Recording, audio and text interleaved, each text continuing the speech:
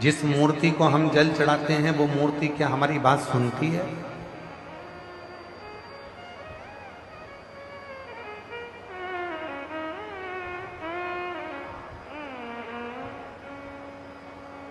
जिस मूर्ति पर हम दूध चढ़ाते हैं क्या वो मूर्ति हमारी बात सुनती है? मेरी जीजियों, जब हम पार्थिव पूजन करते हैं, पार्थिव शिवलिंग का निर्माण करते हैं, तो उस पार्थिव पूजन में जब हम दिल से बाबा को जो कहते हैं, बाबा उसको स्वीकार करते हैं। भगवान श्री राम जी ने पार्थिव पूजन करी थी जिस समय लंका का ऊपर आक्रमण करने जा रहे थे, सेतु बांधने जा रहे थे। भगवान कृष्ण ने पार्थिव पूजन करी थी जब भगवान कृष्ण की यहाँ संतान नहीं थी, तब उन्होंने गर्गाचार्य बाबा के कहने पर पार्थिव पूजन। और मेरी जीजियों, अधिक मास का महीना चल रहा है, पुरुषोत्तम मास चल रहा है, मलमास चल रहा है।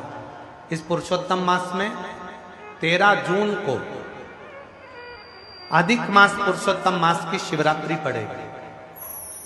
13 जून को अपने अपने घर में रहकर ऑनलाइन आस्था चैनल पर, सोशल मीडिया पर, टीवी पर शाम को 7 बजे आप और हम सब मिलकर पार्थिव शिवलिंग का निर्माण कर पुरुषोत्तम मास में पूजन करें। 13 जून 2026 शाम को 7 बजे पार्थिव शिवलिंग सब बनाकर रखना। अपने अपने घर में पार्थिव लिंग बनाकर रखना, मिट्टी का शिवलिंग बनाकर रखना। पूजन की लिस्ट हम कल आस्था वालों को भी दे देंगे, जिससे कथा जब चालू होगी तो कथा चालू होने के पहले पूजन की लिस्ट चल जाएगी कि पूजन में क्या क्या सामान चाहिए। कथा समापन के बाद भी पूजन की लिस्ट और कथा के बीच में भी पूजन की लिस्ट चलवाएंगे, जिससे आप लोगों को मालूम पड़े कि अभिषेक में पूजन में क्या क्या सामान चाहिए। पार्थिव शिवलिंग का पूजन, पर उस पूजन में 5 चीजें जरूर चढ़ाना है। वो 5 चीजें कौन सी हैं आप उनको लिख लीजिए। जो ज्येष्ठा के महीने में जो अधिक मास आया है, उस अधिक मास की शिवरात्रि पर जब अपन 13 जून को अधिक मास की शिवरात्रि पर शाम को 7 बजे अभिषेक करेंगे ऑनलाइन, तो उसमें 5 चीजें जरूरी है। पहले नंबर पर शमी पत्र। शमी पत्र ज्येष्ठ के महीने में जो शिवरात्रि होती है, उस शिवरात्रि पर जब हम शमी पत्र शिव को चढ़ाते हैं पार्थिव पूजन में, तो हमारे घर में कोई भी व्यक्ति अगर रोग से ग्रसित है या बीमारी उसको आने वाली है या बीमारी से कोई दुख है, तकलीफ है, तो शमी पत्र चढ़ाने से वो दुख उसका समाप्त हो जाता है, उसकी बीमारी मिट जाती है। तो पहले नंबर पर शमी पत्र। दूसरे नंबर पर आंखें अक्षत 11। अक्षत जानते हैं? चावल। 11 चावल के दाने सेगे आंखें, वो शिव जी को चढ़ाना है। अक्षत कार्य सिद्धि के लिए अपन को 11 समर्पित करना। दूसरे नंबर पर अक्षत। तीसरे नंबर पर बेलपत्र। केवल 1 बेलपत्र भगवान शिव को समर्पित करना। बेलपत्र सुख समृद्धि के लिए चढ़ाएंगे। और चौथे नंबर पर कनेर का पुष्प। जो ज्येष्ठा अधिक मास की शिवरात्रि है, उस पर कनेर का पुष्प चढ़ाएंगे। वो कनेर का पुष्प घर में जो चिड़चिड़ प्रवृत्ति होती है, क्रोध होता है, आपस में एक दूसरे से नहीं बनती है, उसको शांत करने के लिए कनेर का पुष्प चढ़ाएंगे। और 5वें नंबर पर भगवान शंकर को कच्चा दूध, जिसमें थोड़ा सा या तो गुड़ या थोड़ी सी शक्कर उसमें मिली होगी, वो शिव जी को समर्पित करेंगे। ऐसी 5 चीजें जो जरूरी है अधिक मास की शिवरात्रि पर 13 जून शाम को 7 बजे ऑनलाइन आप और हम सब अपने अपने घरों में रहकर टीवी के माध्यम से, आस्था चैनल के माध्यम से, सोशल मीडिया के माध्यम से ऑनलाइन पूजन करेंगे। और पूरा देश ये अधिक मास के पवित्र अवसर पर, पुरुषोत्तम मास के पवित्र अवसर पर इसकी पूजन, पार्थिव पूजन करेगा, जिससे अपने जीवन को आनंदित करेगा। सती मैया को शिव जी ने स्वीकार करा। पार्थिव पूजन की महत्वता इतनी प्रबल है कि पाषाण में भी देवता को प्रकट कर दिया।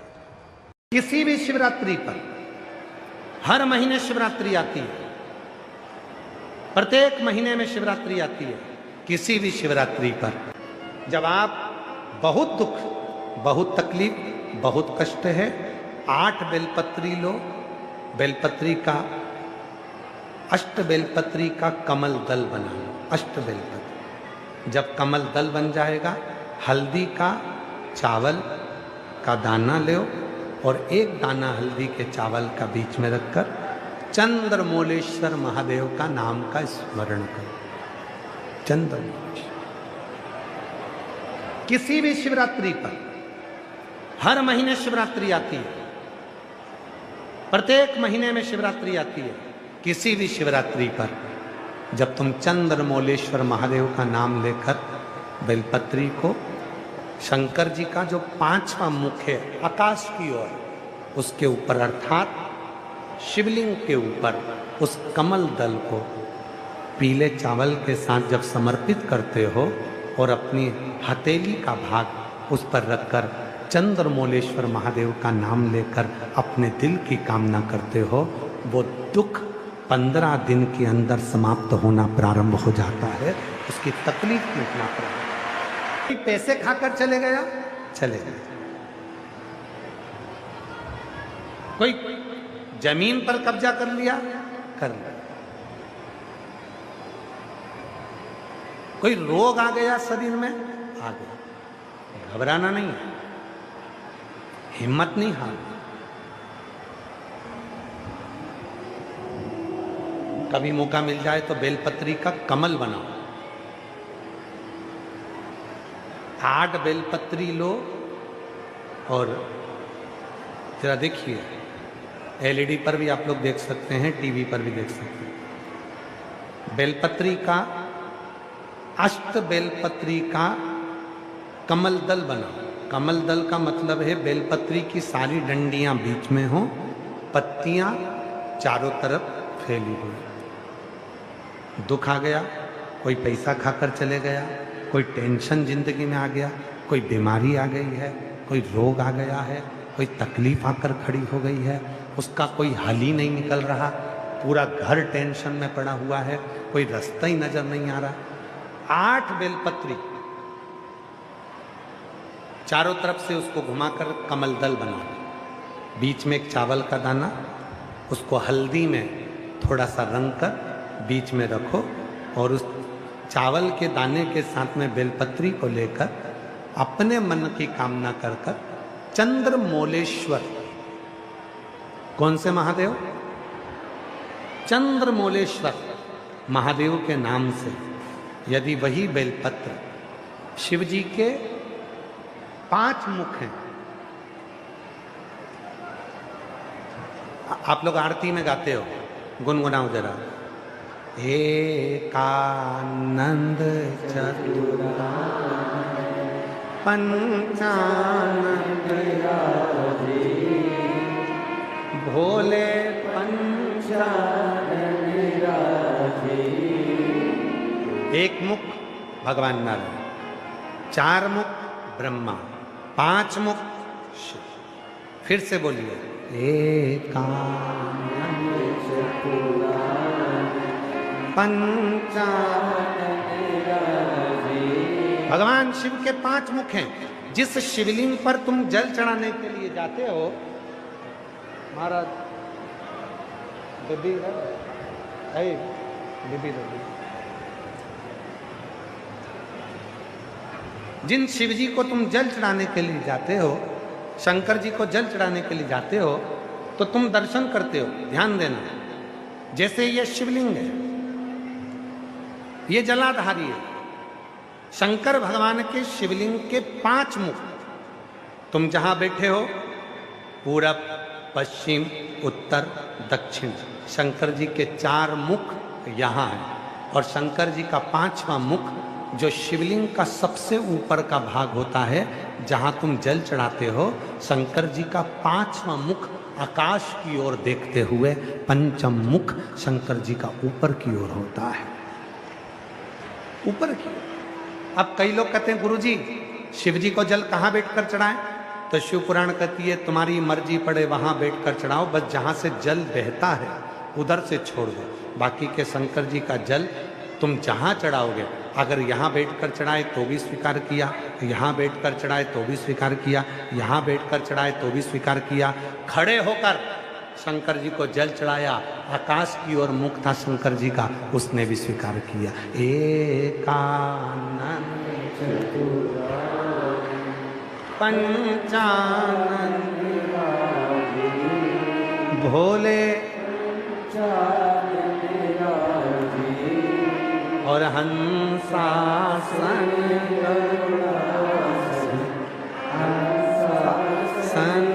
गरुड़ासन वृषवाहन ओम हर हर हर। प्रत्येक शिवरात्रि, हर महीने की शिवरात्रि, हाँ प्रत्येक मासिक शिवरात्रि को विदर्भ राज काशी के लिए निकल जाते थे। अपनी टोली तैयार करी, संत साधु गुरुजन तपस्वी जन सबको साथ लिया, भगवान का गुणगान करते हुए नमः शिवाय ओम नमः शिवाय जपते जपते जपते जपते चले।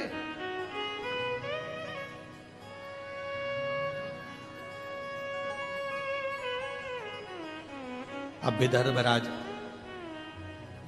जब काशी के लिए चले और चलते चलते विदर्भ राज का पड़ाव बीच मार्ग में रुका।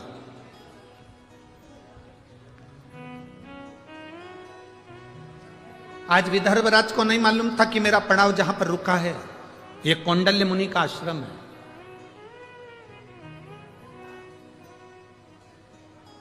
ये विदर्भराज को नहीं मालूम है कि आज मेरा पड़ाव जहां पर रुका है ये कौंडल्य मुनि का आश्रम है। कभी कभी तुम अगर अमरावती से बैतूल जा रहे हो, अमरावती से मंगरूल पीर जा रहे हो, अमरावती से वाशिम जा रहे हो, कभी तुम जाते जाते कहीं रुक गए होगे, तुमने एक होटल देखी होगी और तुमने उस होटल पर भोजन करा होगा तो मालूम पड़ा कि यहाँ पर सब 500 रुपये का बहुत जोरदार भोजन मिलता है। पर तुमने अभी तक ऐसी होटल नहीं देखी होगी कि बीच में कोई ऐसी होटल मिली हो जहाँ 100 रुपये में भी बहुत अच्छा भोजन मिलता है। कभी अचानक वहाँ पहुँच जाते हैं और 100 रुपए में भी भोजन मिल जाता है तो बड़े खुश होते हैं। अपन तो हमेशा 500 का खाते थे, 100 का मिल गया, कितनी अच्छी बात, कितना जोरदार भोजन। बताओ, अपने तो ये होटल दिखी नहीं थी, कितनी खुशी हो जाती है, कितना आनंद हो जाता है। अब विदर्भराज जाते जाते कौंडल्य मुनि के आश्रम में पहुंच गए। उनको नहीं मालूम कि यह कौंडल्य मुनि का आश्रम,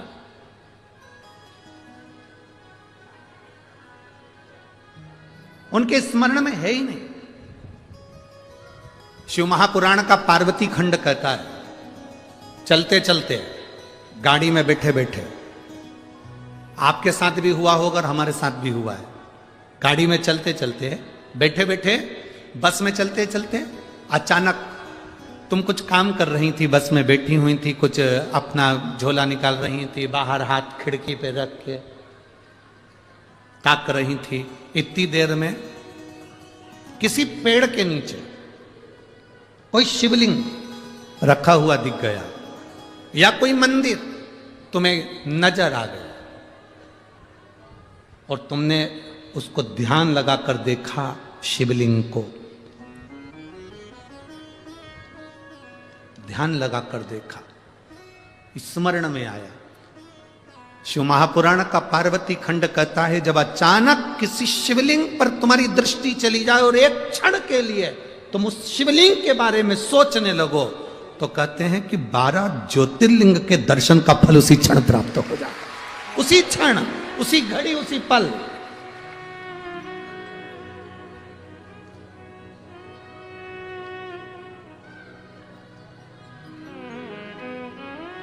शिव का दर्शन, शिव महापुराण की कथा, शंकर भगवान का भक्त का दर्शन, शिवालय का दर्शन, ये शंकर की अनुमति बिना नहीं हो सकता।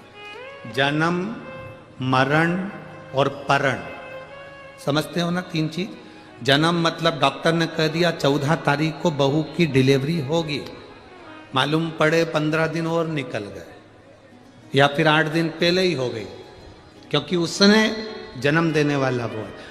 मरण, डॉक्टर ने कह दिया इसकी अंतिम सांसें चल रही है, इसको घर ले जाओ। मालूम पड़े 2 4 6 महीने तो ये निकाल दिए। आप में से कई बुजुर्ग माताएं बैठी है जो 2 4 बार तो इनकी बहुओं ने नीचे गोबर लीप के सुला दिया, फिर भी नहीं निपटी, फिर भी वैसी की वैसी है।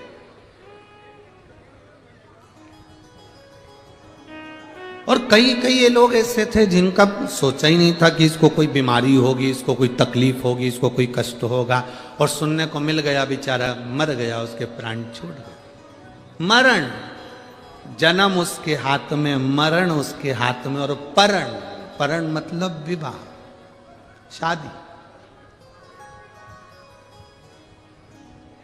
किससे होना है?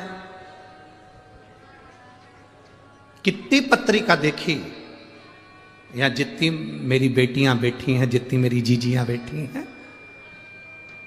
मेरी बहनें जितनी बैठी हुई हैं, मेरी माताएं जितनी बैठी हुई हैं, आपके लिए कितने लड़के देखे होंगे? ईमानदारी से बता, तुम खुद दिल पे हाथ रख के बोलो कि तुम्हारे लिए कितना लड़का देखा, पर तुम्हारी किस्मत में यही भेरू लिखा था। कितना देखा, कितना ढूंढा।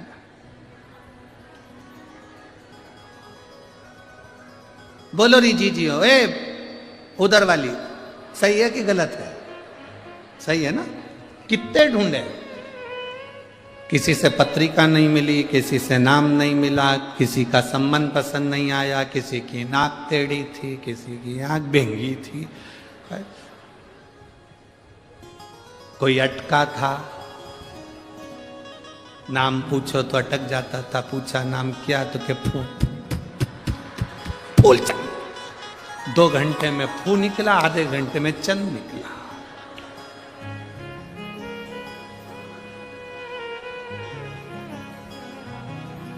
बहुत आफत है इन लोगों से बचा। एक बार ग्वालियर में कथा थी, बहुत पहले की बात है, बहुत पहले, लगभग 23-24 साल पहले की बात होगी। उस समय ग्वालियर में तांगे चलते थे, घोड़ा गाड़ी,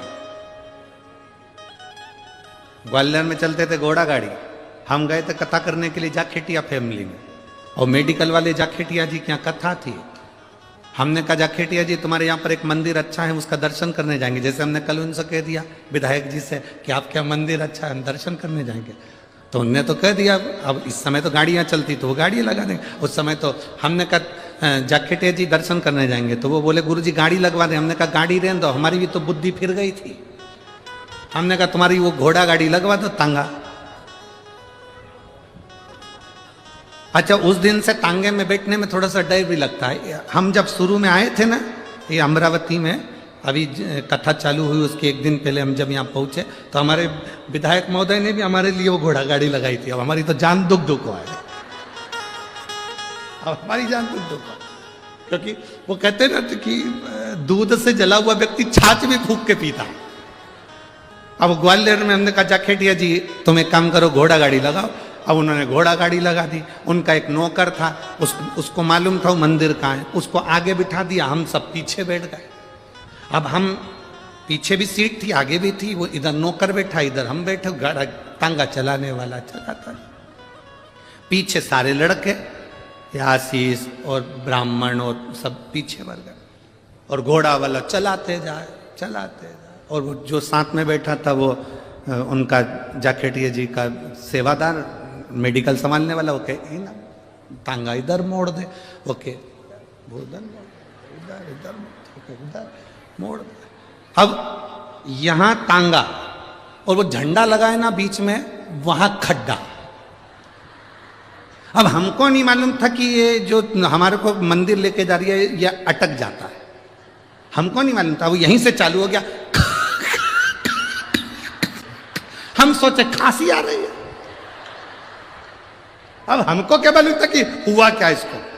हम पीछे बोल रहे पानी लाए हो, तो क्या नहीं लाए, तो ये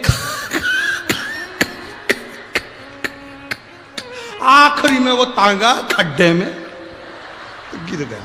जो खड्डे में गिरा तो मां इसके मुंह से निकला डा, ये इधर हम उधर।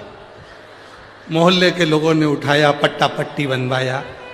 कभी आपको मौका लगे तो वो कथा भी यूट्यूब पे डली होगी जिसमें हम हाथ में पट्टा बांध के कथा बाज रहे थे। 3रे दिन की कथा थी। अब पट्टा पट्टी बांध के जाखेटिया जी के यहाँ पहुंचे, उन्होंने कहा गुरु जी ये क्या? हमने कहा कुछ नहीं, ये खाओ इधर डा। ऐसा तुमने आदमी भेजा कि वो अटक गया यहां से, वो पोछा मांडा निकल। जाखेटिया जी बोले गलती हो गई गुरु। हमने कोई गलती वाली बात नहीं, हमें क्या मालूम था कि बहुत दूर तक खड्डा चलता है।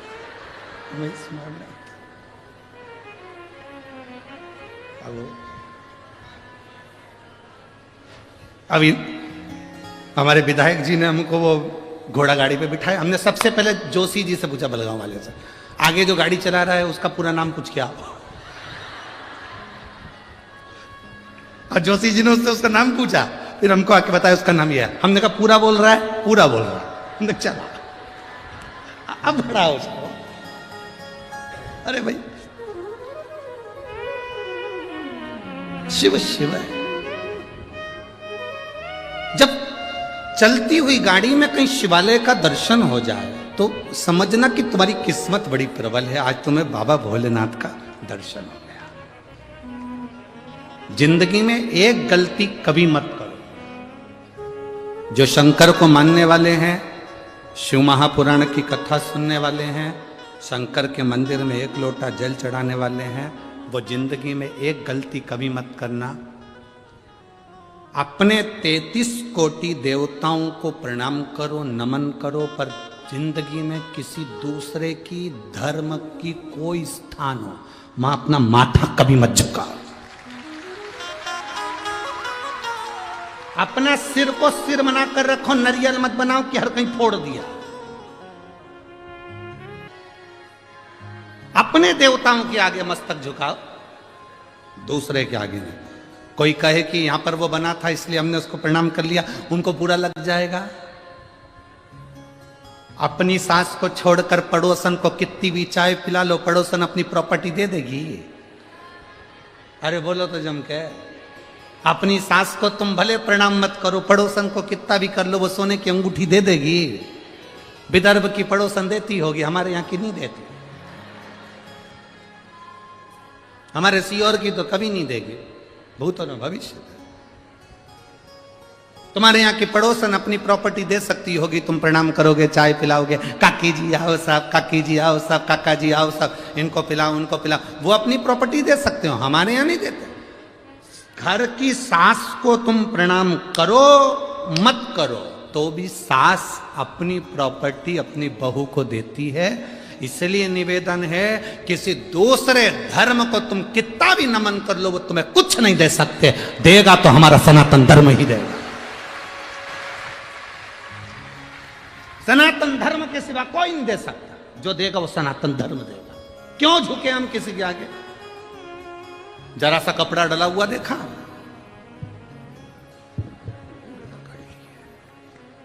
फिर कहीं पे कपड़ा डला हुआ देखा।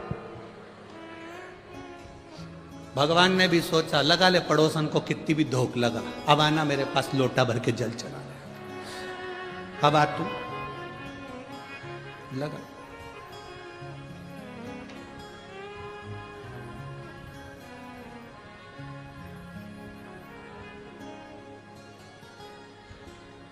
अरे चंदन है इस देश की माटी, तपोभूमि हर ग्राम है, हर बाला देवी की प्रतिमा, बच्चा बच्चा राम है। जिसके सैनिक समर भूमि पर गाया करते गीता है, उसी माटी के हल्के नीचे खेली करती सीता है। चंदन है इस देश की माटी, तपोभूमि हर ग्राम है, हर बाला देवी की प्रतिमा, बच्चा बच्चा राम। यहाँ का एक एक बच्चा राम है, अपने धर्म को छोड़कर दूसरा धर्म नहीं। कोई कितना ही कहे, हमें नहीं जानना।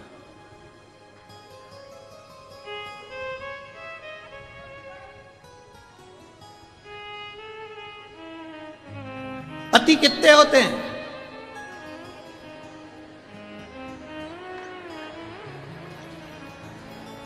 अरे बोलो तो तुम बोलो जरा जम के। पति एक है तो परमात्मा भी एक है। देवाधिदेव महादेव, मेरा राम, मेरा कृष्ण, मेरा शिव एक है। कहां भटकना हमको? कहां जाए, किस जगह पर?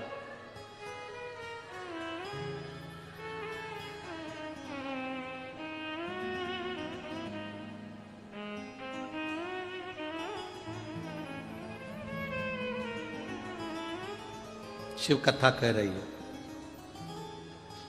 विदर्भराज कौंडल्य मुनि के आश्रम में बिना अनायास, बिना सोचे पहली बार पड़ाव रुका और वहीं पर पहुंच गए, वहीं पर सीधे कौंडल्य मुनि के आश्रम में। एकदम ध्यान चले जाए शिव जी पे, समझ लो किस्मत संवर गई।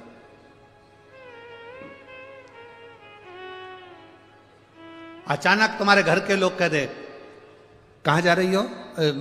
तुमने पूछा क्यों, कहां जा रहे हो? अरे अमरावती में कथा चल रही है। अच्छा, सुबह गाड़ी जाएगी, 4 बजे हम निकलेंगे, तू चल रही? अरे जरूर चलो। जल्दी से जाके 2-4 रोटी बनाई, पराठा मराठा सेक के कपड़े में बांध के गाड़ी में बैठ गई।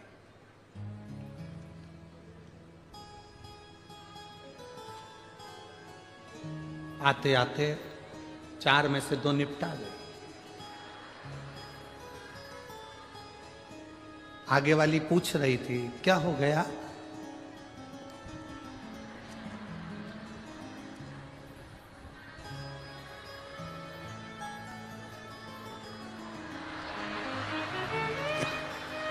हुआ? ठंड है, दांत कटकटा, दांत कटकटा रहा है कि वो जो पूड़ी बना के लाई है वो कटकटा रही, दांत खटखटा।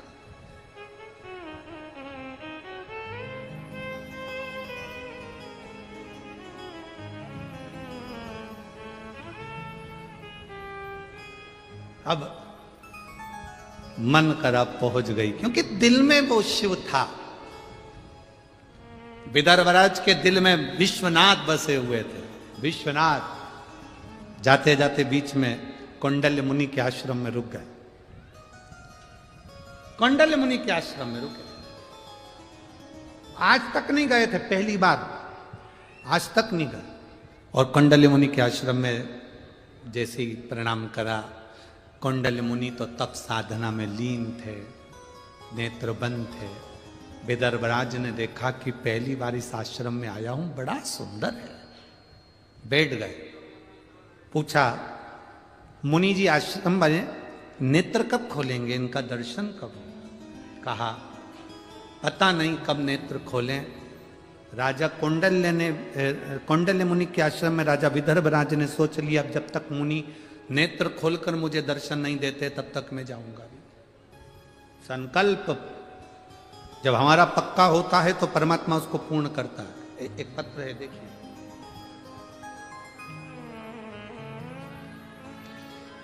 पहले देख लो, पूरी रिपोर्ट लगाई है, पूरी फाइल लगाई है। आप लोग टीवी के माध्यम से एक्सरे भी लगाया गया है और साथ में पूरी मेडिकल की रिपोर्टें लगाई गई हैं। आप सारी रिपोर्ट एलईडी के माध्यम से और टीवी के माध्यम से सारी रिपोर्टें आप देख सकते हैं। सारी रिपोर्टें मेडिकल की लगाई गई। अब पत्र है,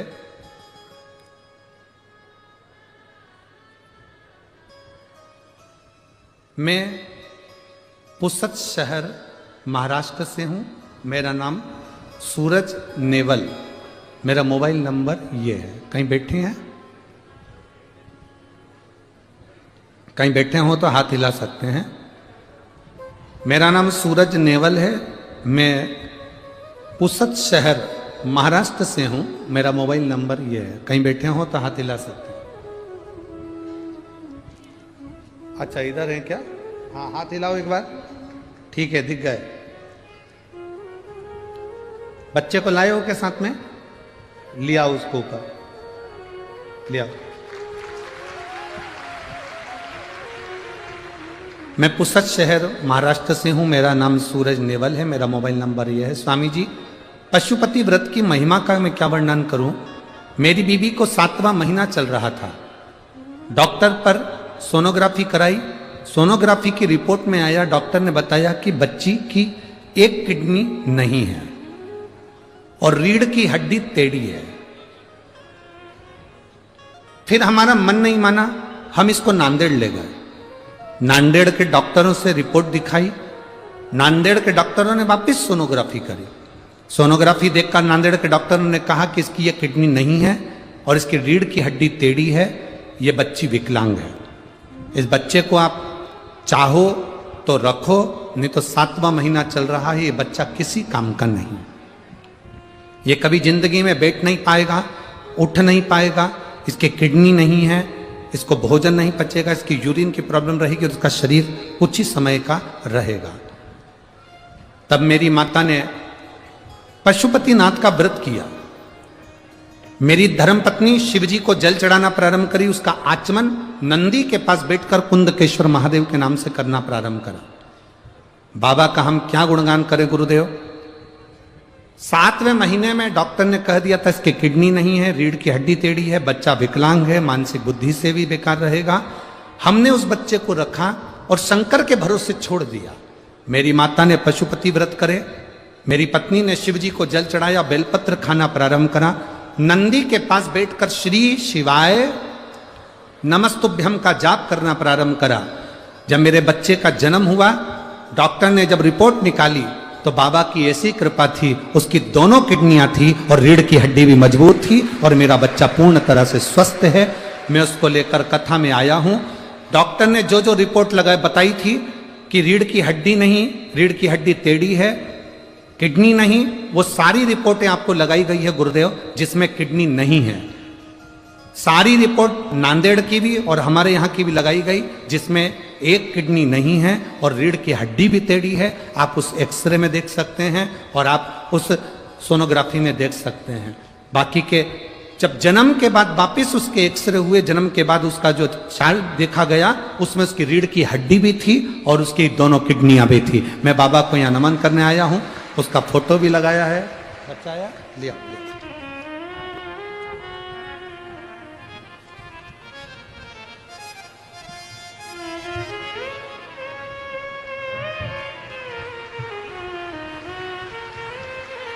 शंभू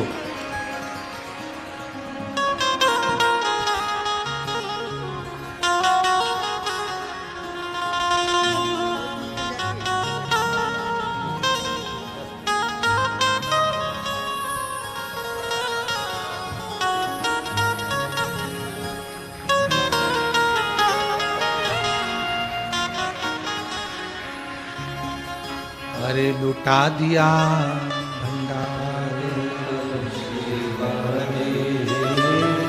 कर दिया माला शिव कथा कहती है। आपका विश्वास जितना दृढ़ होगा, एक पौधा एक वृक्ष ऐसा है, वो विश्वास का है, वो भरोसे का। अपना भरोसा कभी मत छोड़ो, अपना भरोसा कभी छूटना नहीं चाहिए, विश्वास कभी छूटना नहीं चाहिए। महाराज, यमराज को यदि काल कहते हैं तो मेरे महादेव को महाकाल कहते हैं। जो कोई नहीं कर सकता, जरा विचार करो, जिसका 5 बजे अंतिम संस्कार होने वाला हो, उसके शरीर में प्राण आ सकते हैं? जरा विचार करिए। उसने पूरा एड्रेस लगाया, ये भाई ने पूरी जांचें लगाई, ऐसी कोई जांच नहीं जिसमें उसने लगाया ना हो, जिसमें उसने स्पष्ट किया कि इसमें एक किडनी नहीं है और रीढ़ की हड्डी पूरी बेकार है। पूरी जांचें लगाई उसने, एक एक जांच, रिपोर्टें लगाई, एक्सरे लगाए,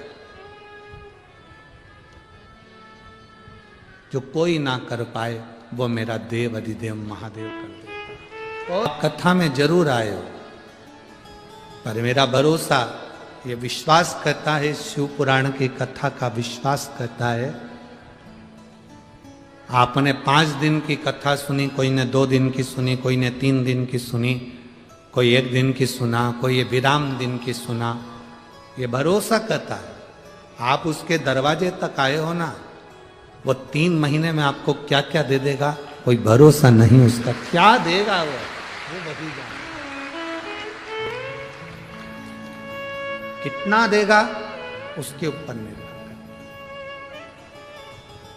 खाली ना जाता कोई दर से तुम्हारे, खाली ना जाता कोई दर से तुम्हारे, मैं भी खड़ी हूँ नन्ही बाहें पसारे, अपने हृदय से लगा लो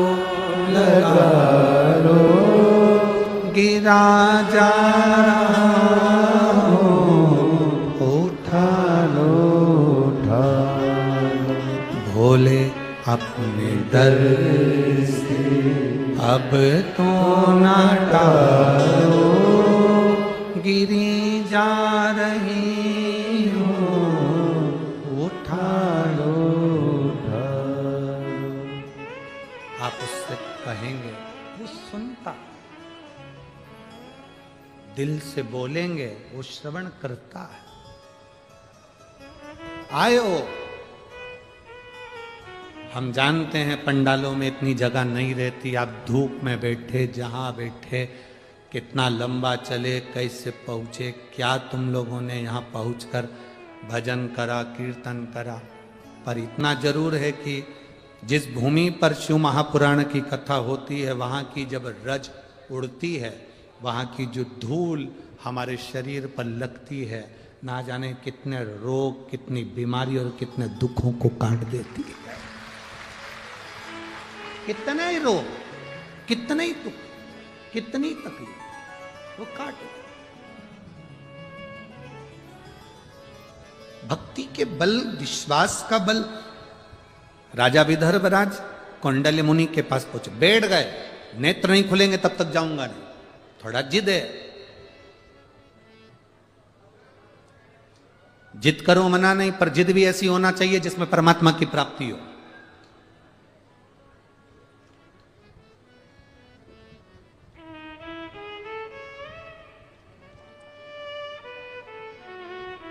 जिद करो मना नहीं, पर जिद भी ऐसी हो जिसमें परमात्मा की प्राप्ति हो। बैठ गए विदर्भराज, कौंडल्य मुनि के नेत्र बंद, नेत्र बंद कौंडल्य मुनि के, नेत्र खुले नहीं। एक दिन निकल गया, विदर्भराज का नियम था, विदर्भ की धरा से जाते थे काशी दर्शन करने के लिए, तो बीच में अन्न नहीं पाते थे, न पानी पीते थे, जब तक काशी विश्वनाथ को गंगा का जल नहीं चढ़ा देते थे। जब तक काशी विश्वनाथ को गंगा का जल ना चढ़ा देते, तब तक जल और पानी नहीं ग्रहण करते।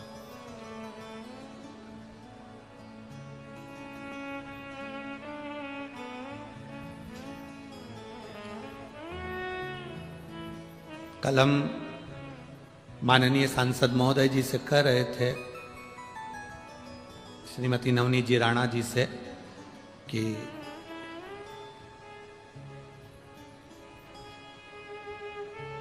हमने कहा जी भाई, हनुमान चालीसा के चक्कर में 2 को जेल में डाला गया।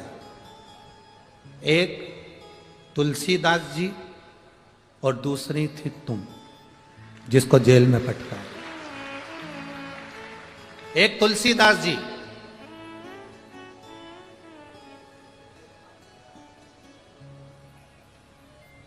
एक महिला गंगा के घाट पर तुलसी बाबा के सामने तुलसीदास जी रामचरितमानस लेकर बैठे हुए थे, पढ़ रहे थे।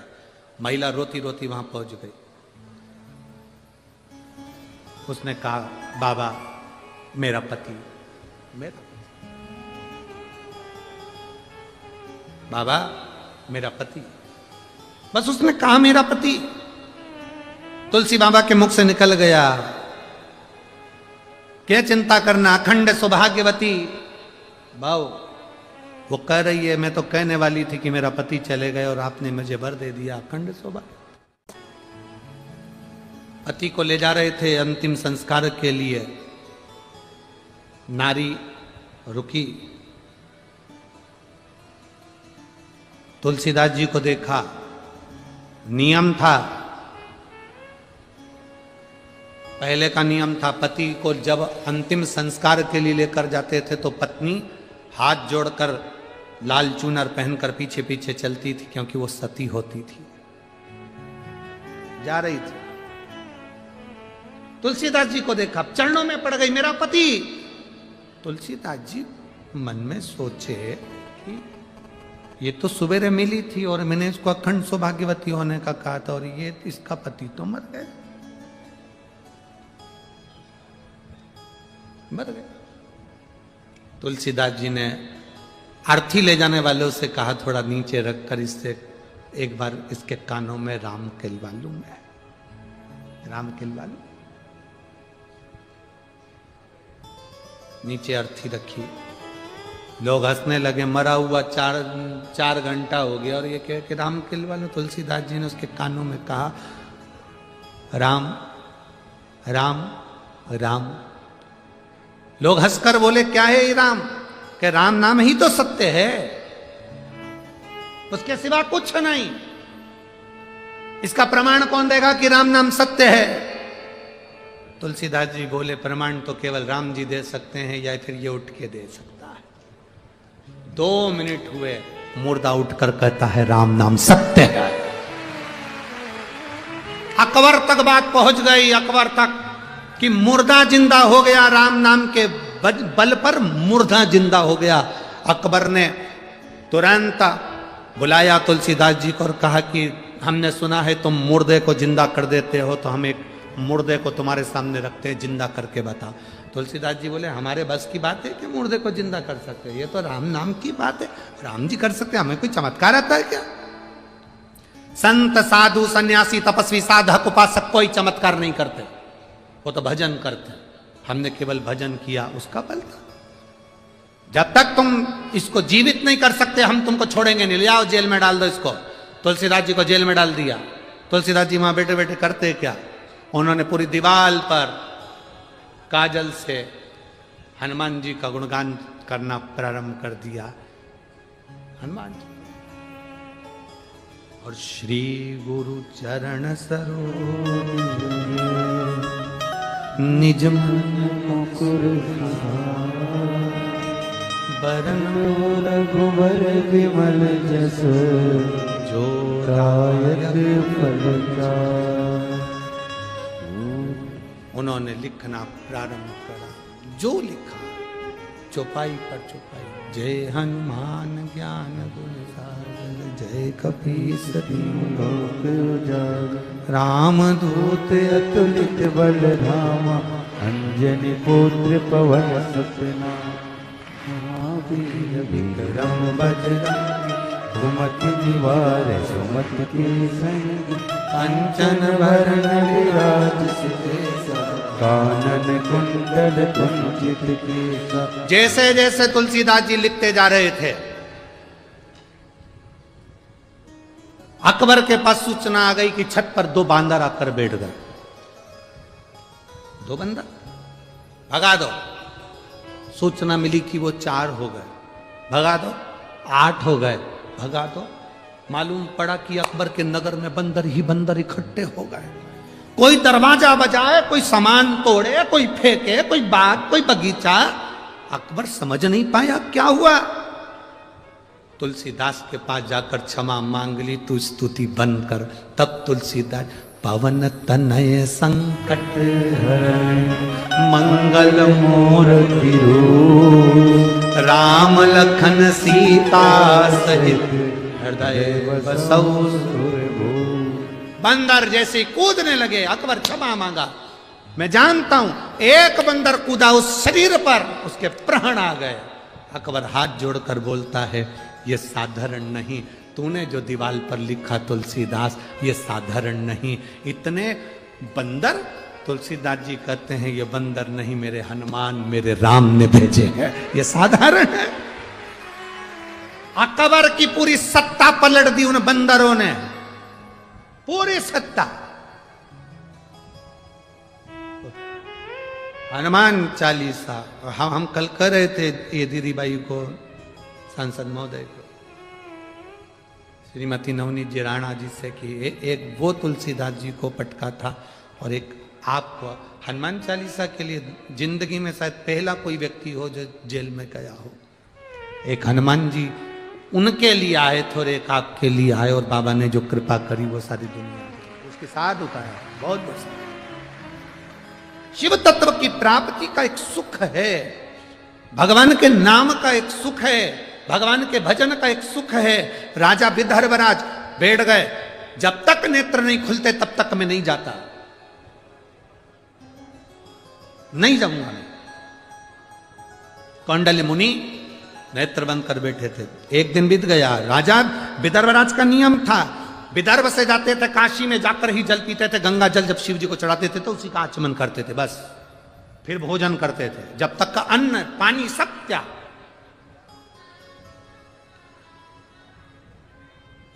अन्न पानी का त्याग कर देते थे। आप में से कई माताएं ऐसी हैं जो पूरे 3 घंटे की कथा को खड़े होकर सुनती हैं। कोई माता ऐसी हैं सुबह से कुछ नहीं खाती हैं, कोई